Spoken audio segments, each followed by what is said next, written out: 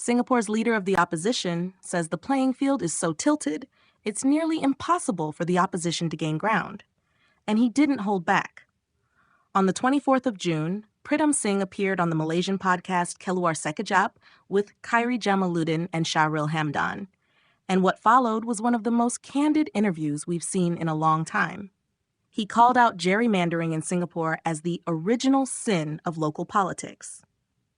Just 1.5 months before nomination day in the last general election, boundaries were redrawn.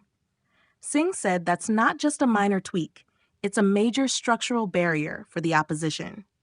He pointed out that while technically anyone over 21 who isn't bankrupt can contest, the reality is that the system is designed to make it incredibly tough for anyone outside the ruling party to succeed.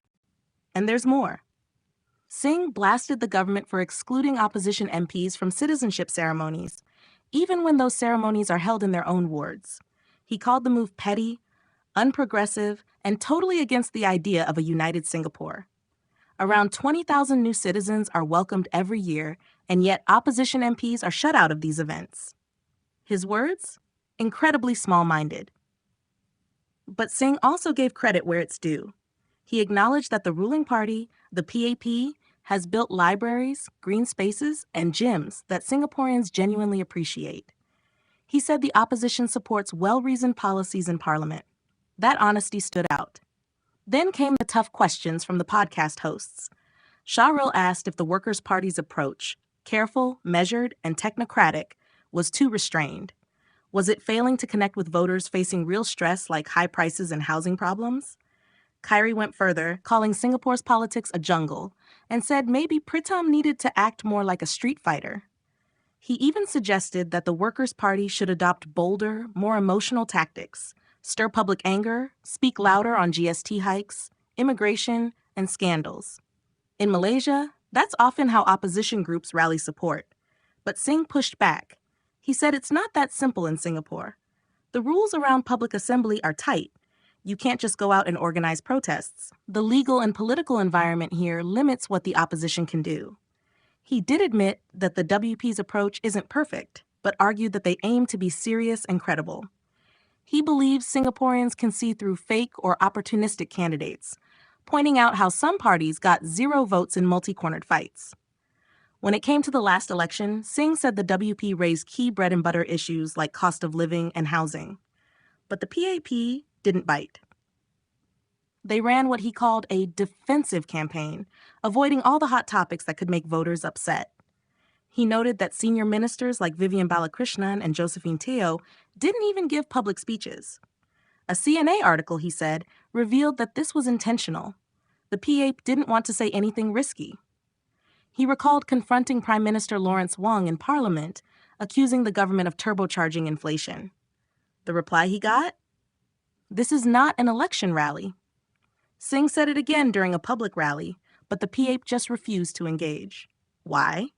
Singh believes they knew they couldn't win that debate. No one was going to support a GST hike during an economic crunch. And then came the most controversial moment, the Rayakan incident. Singh addressed it directly. He said yes, the party could have handled it better. But he disagreed with the High Court's decision that found him guilty. He's appealing the ruling. He said he kept a clear conscience throughout. He even cited a BBC report that called it what felt like a politically motivated persecution of the opposition leader. On foreign affairs, Singh didn't mince words either. He called the Gaza conflict a humanitarian crisis.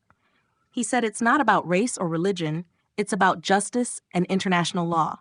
Small countries like Singapore, he argued, have to stand up for global rules. If powerful countries can break the rules, what protection is left for smaller nations? He explained that WP's support for recognizing Palestine isn't a political play, it's a principled stand. Finally, on Singapore-Malaysia ties, Singh brought up the canceled high-speed rail project. He called it a missed chance. A 350-kilometers line connecting KL and Singapore could have transformed travel and people-to-people connections. While the project was called off in 2021, he's glad to see both countries are now open to reviving it under new terms. He also called for more collaboration between universities, more cultural exchange, and deeper ties between the two nations. In his words, Singapore and Malaysia are conjoined at the hip. So here's the question.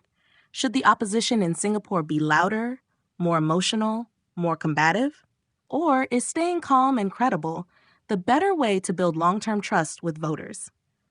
If you find this interesting, don't forget to like, share, and subscribe to our channel, 2230.